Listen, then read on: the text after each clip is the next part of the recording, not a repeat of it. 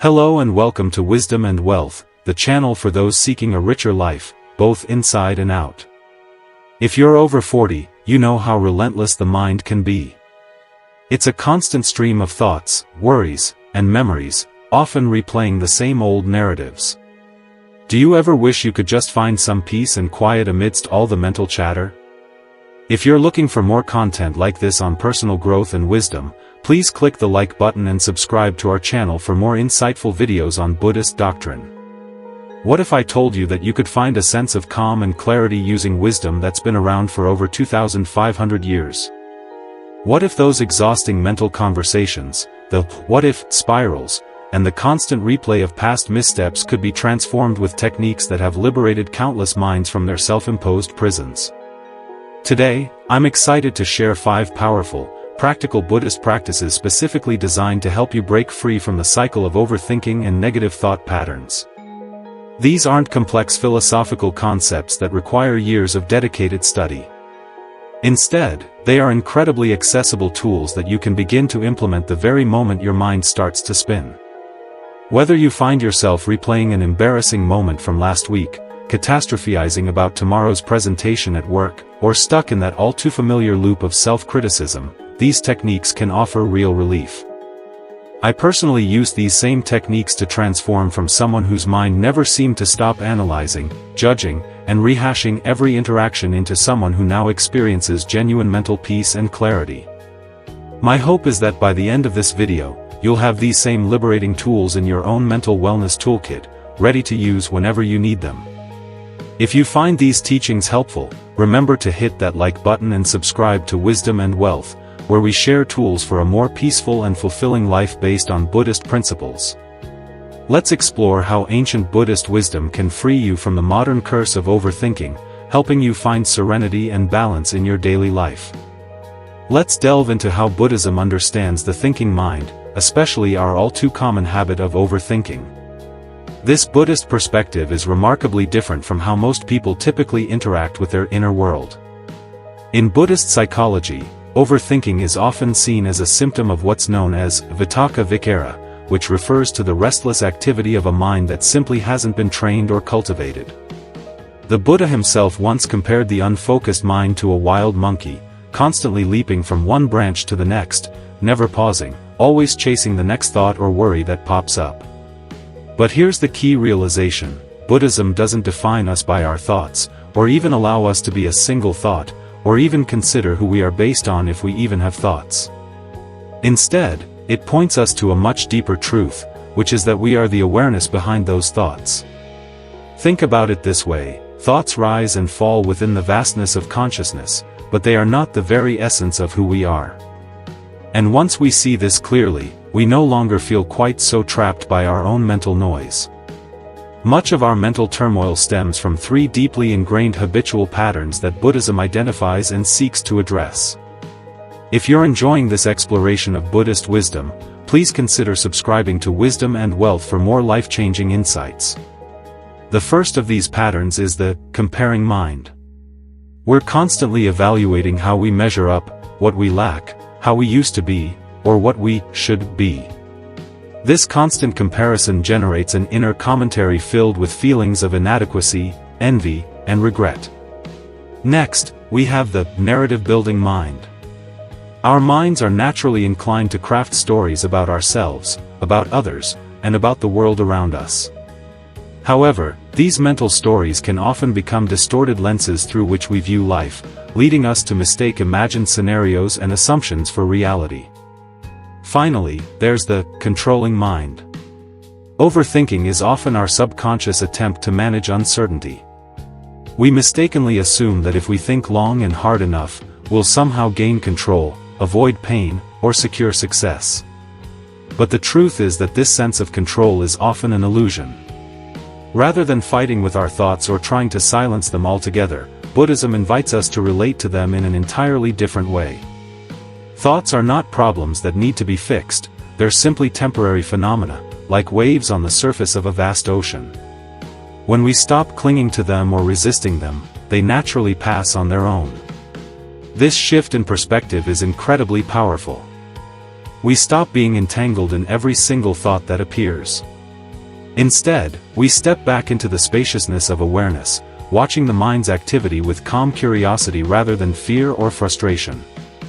If this video is resonating with you, click that like button and subscribe for more content designed to help you find wisdom and wealth in your life.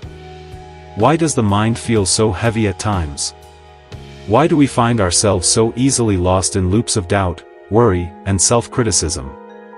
According to Buddhist wisdom, the problem isn't simply that we think too much. It's that we've forgotten how to relate to our thoughts wisely. The mind, by its very nature, generates thoughts constantly. That's not inherently a problem in itself. What truly creates suffering is our attachment to these thoughts, our tendency to believe, react to, and wrestle with every passing idea as if it were absolute truth.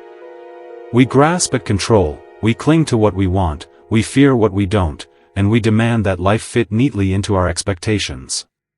But the reality is that life is uncertain by design, always changing, always moving. And when we fight against this fundamental reality, we inevitably suffer. The more we resist what is, the more we inadvertently feed the storm inside our heads. Buddhism doesn't ask us to stop thinking altogether or to force the mind into a state of unnatural silence. Rather, it invites us to wake up to what's happening inside, to see thoughts not as enemies but as weather patterns forming, shifting, and dissolving. Some thoughts are dark clouds, others are passing breezes, but none of them are permanent, and none of them truly define who we are at our core. If you're interested in learning more about Buddhist principles, don't forget to subscribe to our channel. With practice, we begin to notice a subtle but profound shift. Instead of being pulled into every mental story, we start to simply observe. We create space.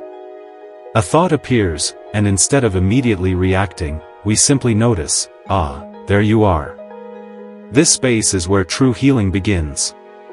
Peace doesn't come from mastering the mind but from making peace with it, from sitting beside our thoughts rather than getting swept away by them, from realizing that we are not the noise, we are the awareness that holds it all. There's no need to fix everything, no need to have all the answers, just a gentle returning, moment by moment, to presence, to breath, to stillness. And in that returning, the chaos softens, the mind quiets, and we remember that underneath all the noise, we are already whole. Let's get to some exercises that may help on your journey. Our first practice comes from the Satipatthana, the foundations of mindfulness. When we're caught in overthinking, we're usually unconscious of the type of thinking we're doing.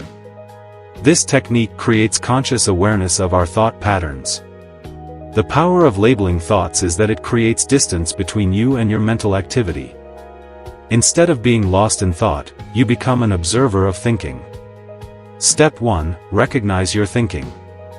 The moment you notice you've been lost in thought, simply acknowledge that thinking is happening. Don't judge yourself for thinking, this recognition itself is a moment of awakening. Step 2. Identify the type of thought. Gently label what kind of thinking you're doing, for example, worrying, for future-focused, anxious thoughts, replaying, for rehashing past events, judging, for critical thoughts about yourself or others, planning, for excessive mental organizing, fantasizing, for unrealistic scenarios, or comparing, for measuring yourself against others.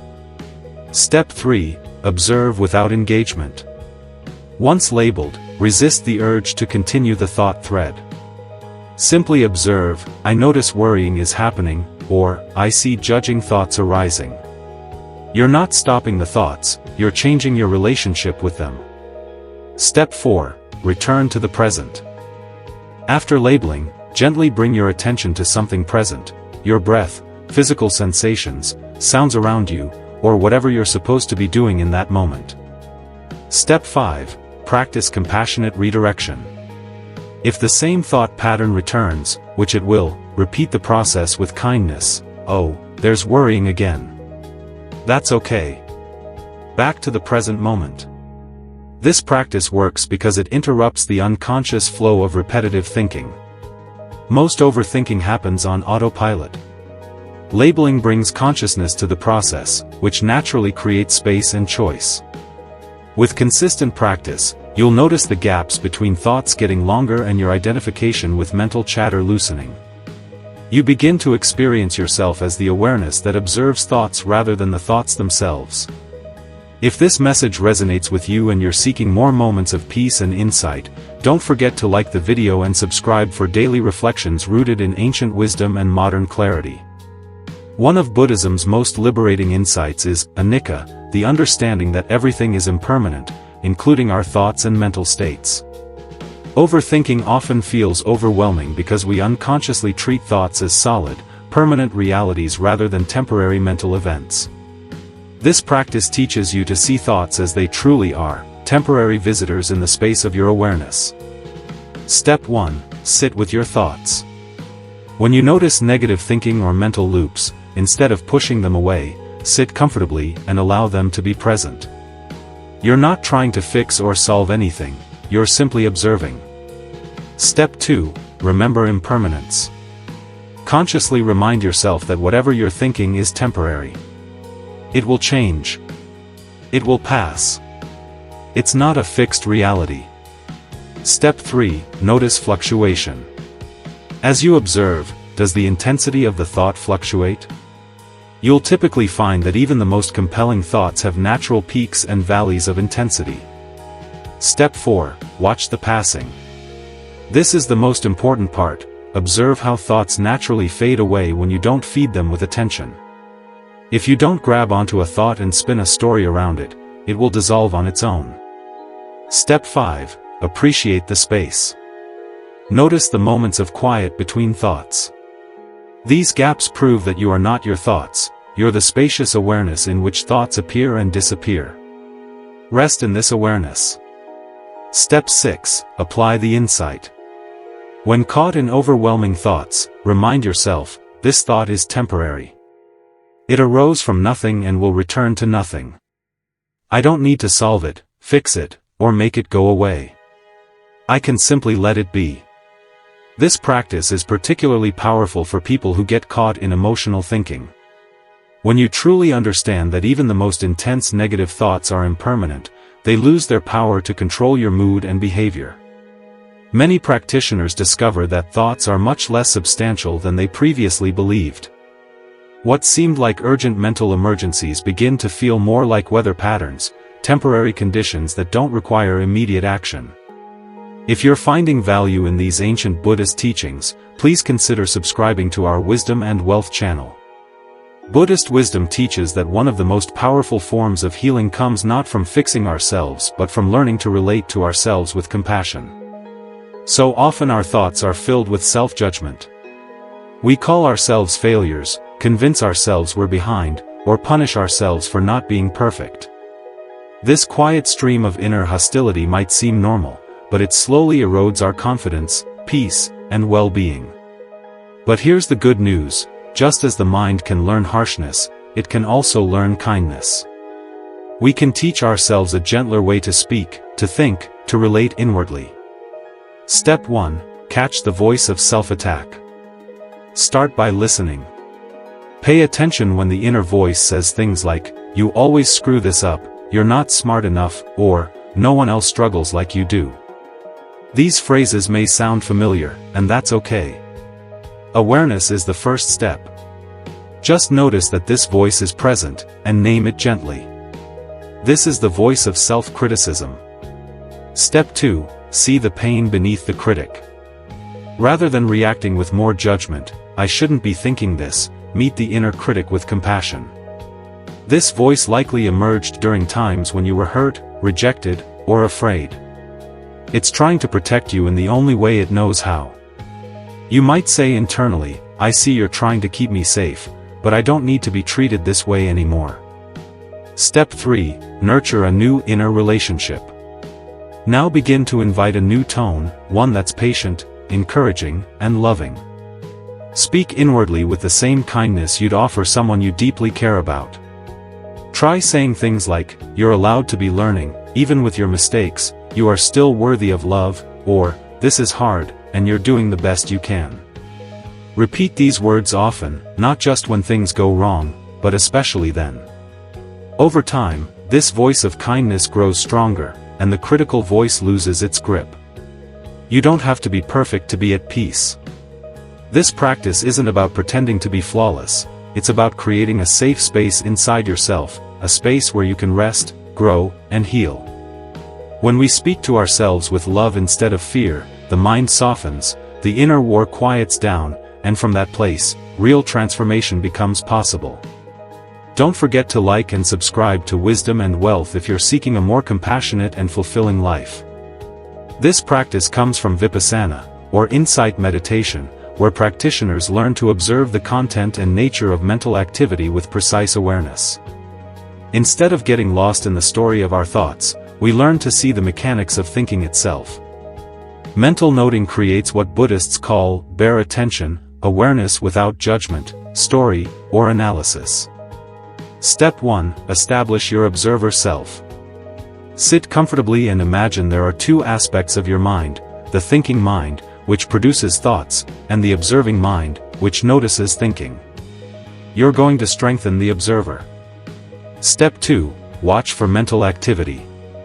Notice whatever arises in your mind, thoughts, images, memories, plans, judgments. Don't try to control what comes up.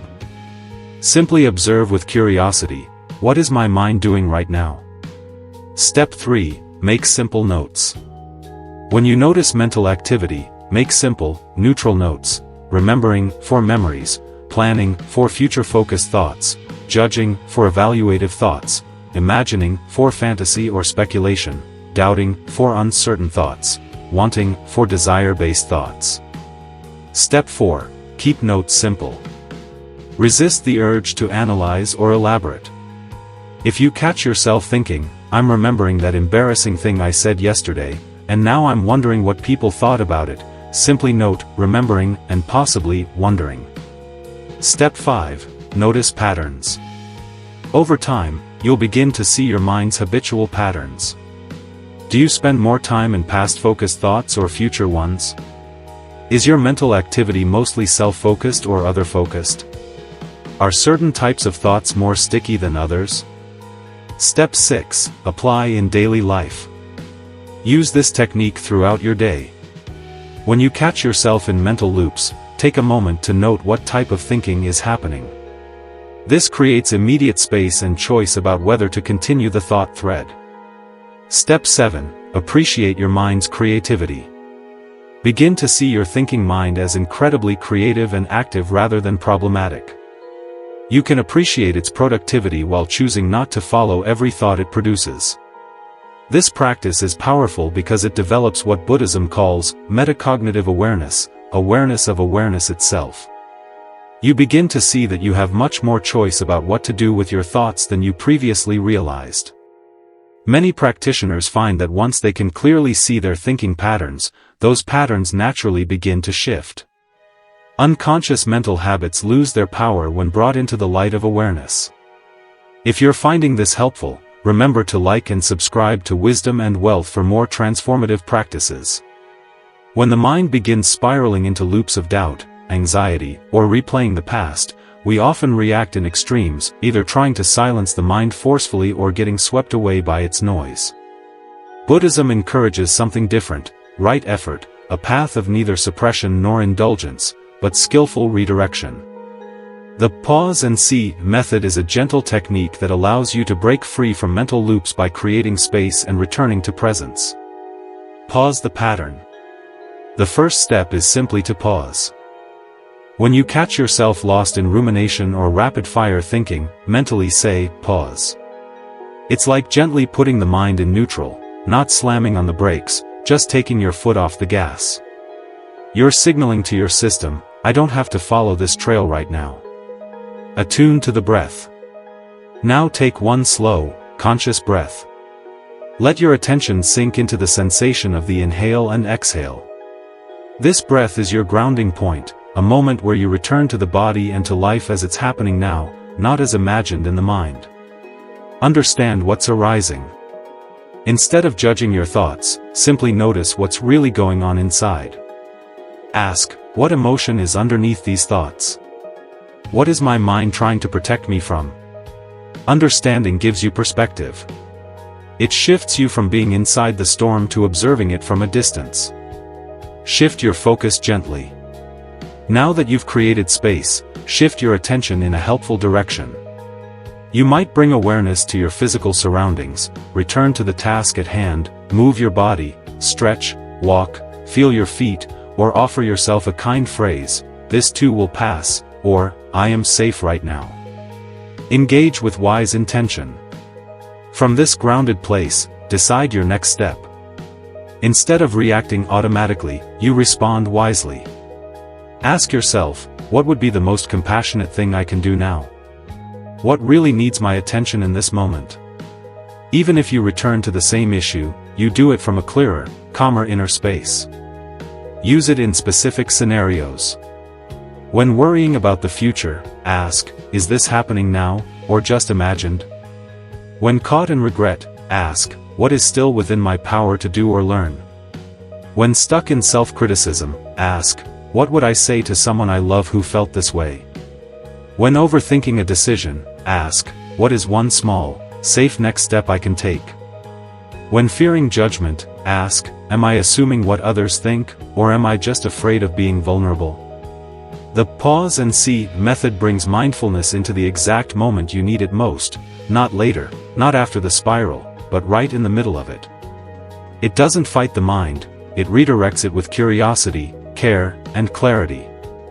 Over time, this becomes second nature, a soft skill, a thread of calm you can follow no matter how loud your thoughts get. To continue your journey towards mindfulness and peace, remember to subscribe to Wisdom and Wealth. Buddhist practice isn't limited to meditation cushions, retreat halls, or quiet rooms with incense and candles. Its true power is revealed not in stillness alone but in movement, in the raw, ordinary, chaotic moments of daily life. The real practice is this: when your thoughts start racing before an important conversation, when you lie awake at night replaying mistakes, when your to-do list overwhelms you, can you pause, breathe, and return to presence? This is where the transformation happens. It's in choosing to speak kindly to yourself after a failure, it's in stepping out of a thought spiral during your morning commute, it's in remembering that you are not your anxious mind but the awareness behind it. You don't need hours of meditation to change your relationship with overthinking, you just need moments where you choose presence over panic, compassion over criticism, clarity over chaos. So let practice weave itself into the fabric of your daily life. Let your morning coffee be a mindfulness ritual, let your walk to the store be a time to breathe instead of analyze, let your moments of doubt become invitations to soften, let silence be a teacher, not a void you rush to fill. And most of all, let your imperfection be welcome. You'll forget, you'll fall back into old loops, and that's okay. What matters is that you notice and return. Each return strengthens the habit of inner peace, each return makes the next one easier, and each return is a quiet revolution. In the end, this is the essence of practice, to live with a little more kindness, a little more awareness, and a little more freedom. If you found this video helpful on your path, please click the like button and subscribe to Wisdom and Wealth channel, where we provide you with the tools you need to flourish in life.